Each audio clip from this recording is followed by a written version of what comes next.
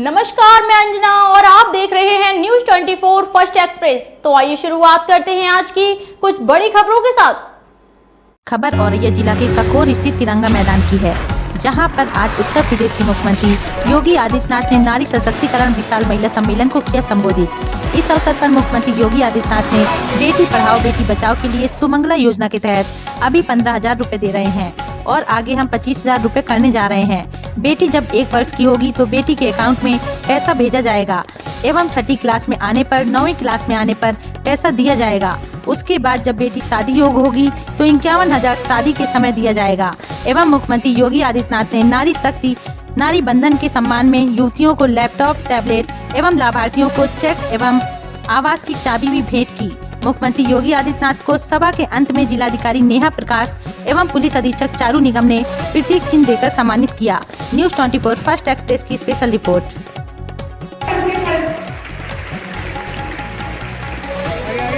आप सभी ट्रेनों के अपने स्थान पर खड़े हुए जोरदार तालियों के माध्यम से अभिवादन, अभिनंदन, वंदन, स्वागत। हमारे आज के मातृशक्ति वंदन कार्यक्रम में परमादरणीय यशस्वी माननीय मुख्यमंत्री जोरदार तालियों के साथ अभिवादन, अभिनंदन।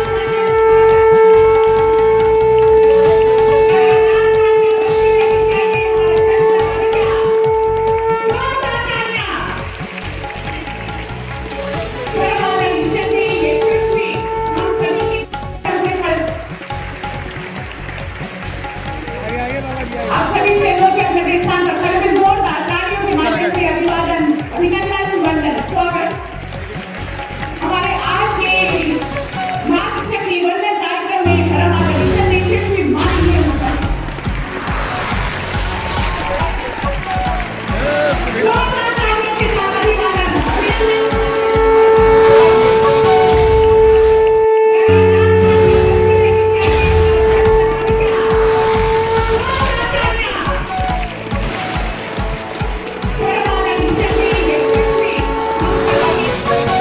बच्चों को लेकर चाइल्ड हेल्पलाइन बना के जो बच्चे खो जाते हैं या कहीं गलत रास्ते पर चले जाते हैं, उन्हें बचाने का काम बेटियों के लिए, महिलाओं के लिए 111 हेल्पलाइन डेस्क बना के जो उनकी मदद कर सके। आज बहनों के साथ कोई भी अत्याचार होता है तो हमारे मुख्यमंत्री जी उनके साथ बिल्कुल कंधे से कंधा मिला के खड़े रहते हैं। किसी बहन के साथ कोई भी अत्याचार नहीं होना चाहिए। कोई अगर बुरी नज़र से भी देखता है तो उसको भी मुख्यमंत्री जी छोड़ते नहीं हैं, उसको वो पैरों पर चलते नहीं जाता तो लोग लेके जाते हैं। ऐसा काम हमारे मुख्यमंत्री कर रहे हैं। प्रदेश में 83 बहनों को पेंशन दे रहे हैं। आज तक प्रकार की योजनाओं का लाभ जनपद को उसी प्रकार से प्राप्त हो, इसके लिए और आने वाले पर्व और त्योहारों के लिए दीपावली का पावन पर्व आने वाला है। दीपावली इस वर्ष की एक बहुत हम सब के लिए शुभ दीपावली होगी, क्योंकि दीपावली के दिन से हम लोग प्रदेश में हर घर में, हर देवोत्सव में दीपोत्सव के कार्यक्रम के साथ जुड़ेंगे और एक कार्यक्रम हमारा तब तक लगातार चलना चाहिए जब तक अयोध्या में प्रभु के नाम अपने स्वयं के भव्य मंदिर में विराजमान हो जाए। आप याद करिए, दीपावली का आयोजन तो हम इसीलिए मनाते हैं। 14 वर्ष के वनवास के बाद रावण पर विजय प्राप्त करने के उपरांत प्रभु श्री राम जब अयोध्या आगमन का होता है तो पूरे भारतवर्ष में दीपावली के साथ कार्यक्रम को स्वागत के साथ जोड़ा। दीपों को प्रज्वलन करके प्रभु का आगमन की खुशी मनाई और दीपावली का आयोजन वर्षों के बाद फिर से पूरे भारतवर्ष में आ रहा है। अयोध्या में भगवान राम का भव्य मंदिर का निर्माण कार्य चल रहा है और हम लोग सब व्यवस्था करने जा रहे हैं कि 22 जनवरी को जैसे ही प्रधानमंत्री जी के कर कमलों से कार्यक्रम संपन्न होगा, अगले दिन से जनपदों से भी हम लोग राम भक्तों को अयोध्या में ले जाकर के दर्शन के कार्यक्रम को आगे बढ़ाने जा रहे हैं। और इसके लिए मैं औरैया और अभी से तैयारी करें प्रभु के स्वागत के। आपके घरों में, आपके गांवों में आपके देव मंदिरों में भी दूतावास इसी प्रकार से होकर के हम सब के ऊपर आशीर्वाद बरसाता रहे, इस विश्वास के साथ आप सबको दीपावली की हार्दिक बधाई और मंगल में शुभकामनाएं अभी से मैं आप सबके प्रति व्यक्त करते हुए अपनी वाणी को नाम देता हूँ। धन्यवाद। अरे कर रही है, लेकिन अनेक प्रकार के प्रयास हो रहे हैं। इन प्रयासों की श्रृंखला है। एक तरफ नौकरी, एक तरफ संसद और विधानसभा में 35% आरक्षण की व्यवस्था बहनों के लिए, वहां पर विधायक और सांसद बनने के लिए सुनिश्चित कर दिया गया है। वहीं सरकारी नौकरियों में भी उन्हें सम्मान के साथ आगे बढ़ने का एक अवसर प्राप्त होगा। आपने देखा होगा उत्तर प्रदेश पुलिस में 2017 के पहले ये व्यवस्था नहीं थी। हम लोगों ने 2017 में आने के बाद पहला कार्य किया कि अनिवार्य रूप से उत्तर प्रदेश पुलिस में 1945 से लेकर के 2017 तक जो पुलिस महिला कार्यकर्ताओं की संख्या थी वह मात्र 10,000 थी। आप याद करिए कि 4 गुना अधिक हम लोगों ने वो संख्या बढ़ाई है। अधिक से अधिक लोगों को हम लोगों ने पुलिस में भर्ती का अवसर दिया, और पुलिस में भर्ती ही नहीं बल्कि जीवन के जिस भी क्षेत्र में वे जाना चाहते हैं, स्नातक तक की शिक्षा फ्री। जिस कोर्ट के क्षेत्र में आगे आना चाहती, आपने देखा होगा पारुल चौधरी ने एशियन गेम्स में गोल्ड मेडल जीता। प्रदेश सरकार ने घोषणा की है गोल्ड मेडल जीतने वाले को 3 करोड़ रुपए की राशि राज्य सरकार की ओर से देने जा रहे हैं, और 3 करोड़ रुपए के साथ साथ DSP का पद भी उनके लिए इंतजार कर रहा है। सीधे सरकारी नौकरियों में सम्मान देने का प्रयास किया जा रहा है। भाइयों बहनों, सरकार की नीयत साफ होती है, समाज के विश्वास को अर्जित करके आगे बढ़ना है। यहाँ पर जन विश्वास की प्रतिशत सरकारें बनती है तो योजनाओं का लाभ प्रभावी ढंग से प्राप्त होता है प्रत्येक तबके को, और आधी आबादी ही उसका लाभ लेती है। आज उत्तर प्रदेश सरकार की विभिन्न सेवाओं में, सरकारी सेवाओं में 1.5 लाख से अधिक बेटियों को सरकारी नौकरी प्रदेश के अंदर मिली है। और इसके अलावा विभिन्न अन्य जो कार्यक्रम चल रहे हैं सरकार के, इसी सदी में 56,000 बहनों को सीधे बैंकिंग कॉरस्पॉन्डेंट सखी के साथ जुड़ने का अवसर प्राप्त हुआ। लाखों बहनों को आज प्रदेश के अंदर बहनों के समूह के माध्यम से कार्य करने का अवसर प्राप्त हुआ है। लगातार बगल में झांसी में बरेली में प्रोफेसर के नाम पर विकास की प्रक्रिया को इसके लिए आप सबको सम्मान देने के लिए ही प्रधानमंत्री जी ने इस अधिनियम को पारित करवाया है। वास्तव में भारत प्राचीन काल से ही नारी शक्ति के प्रति श्रद्धा और सम्मान का भाव रखता रहा है। याद करिए देश की आजादी की लड़ाई के बाद जब 1947 में देश आजाद हुआ, 1952 में पहला आम चुनाव होना था। देश के अंदर मताधिकार का प्रयोग करने की स्वतंत्रता किन लोगों को होनी चाहिए। अब आश्चर्य करेंगे, भारत दुनिया का वह देश है जिसने अपनी संसदीय प्रणाली लागू होने के साथ ही आधी आबादी को भी मतदान देने का पूरी स्वतंत्रता दी। 1952 में ही भारत के अंदर हमारी माताओं और बहनों को अपने वोट को देने का पूरा अधिकार मिल गया था। जबकि दुनिया के अंदर आधुनिक लोकतंत्र के रूप में अपनी पहचान, वहां की महिलाओं को यह अधिकार बाद में प्राप्त हुआ, भारत की महिलाओं को पहला यह अधिकार प्राप्त हुआ। भारत को हमेशा से इस बात का पक्षधर रहा है, और आज उसी व्यवस्था को आगे बढ़ाने के लिए हम सब यहाँ पर उपस्थित हुए हैं।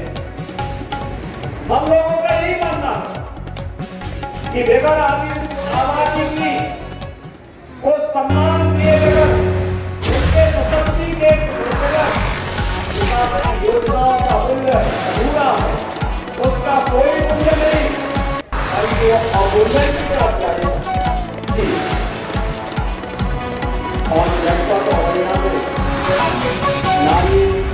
बंधन अधिनियम के समर्थन में सम्मेलन किया गया है। इतनी सुबह जनपद औरैया की बहनें कैसे एकत्र होंगी,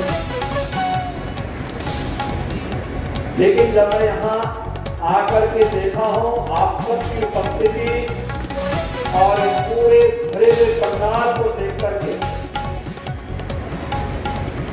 अब मेरी समझ में आया कि वास्तव में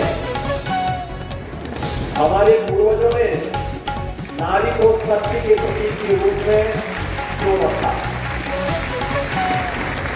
अपने कार्य को समय से पूरा करना और पूरी प्रतिबद्धता के साथ जिम्मेदारियों का निर्वहन करते हुए भी सामाजिक दायित्वों का निर्वहन करना अगर किसी को सीखना है तो नारी शक्ति से सीखे। आज आपका एक कार्यक्रम से इसका उदाहरण है। अभिनंदन करता हूँ, आपका स्वागत करता हूँ। हम सब आज यहाँ पर एकत्र हुए हैं देश के यशस्वी प्रधानमंत्री श्री नरेंद्र मोदी जी के प्रति आभार व्यक्त करने के लिए,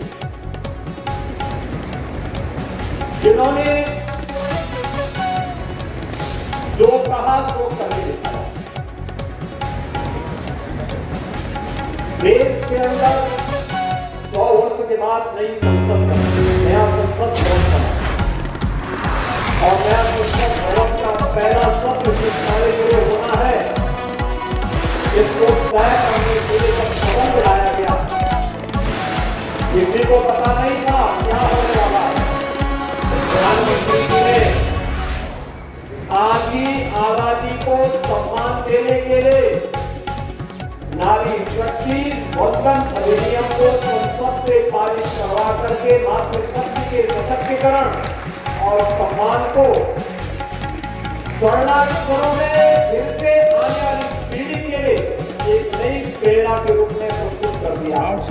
विकास की प्रक्रिया को प्रतिबद्धता के साथ आगे बढ़ाने में योगदान दे सके, इसके लिए आप सबको सम्मान देने के लिए ही प्रधानमंत्री जी ने इस अधिनियम को पारित करवाया है। वास्तव में भारत प्राचीन काल से ही नारी शक्ति के प्रति श्रद्धा और सम्मान का भाव रखता रहा है।